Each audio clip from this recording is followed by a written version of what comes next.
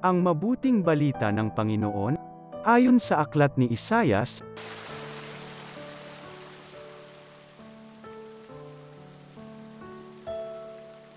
sa bundok ng Sayon, aanyayahan ng Panginoon ang lahat ng bansa, gagawa siya ng isang piging para sa lahat na ang handay masasarap na pagkain at inumin.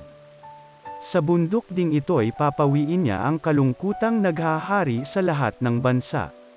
Lubusan na niyang papawiin ang kamatayan, papahirin ng Panginoon ang luha ng lahat, aalisin niya sa kahihiyan ang kanyang bayan. Kung magkagayon, sasabihin ng lahat, siya ang ating Diyos na ating pinagtitiwalaan, ang inaasahan nating magliligtas sa atin, magalak tayo at ipagdiwang ang kanyang pagliligtas. Iingatan ng Diyos ang bundok na ito.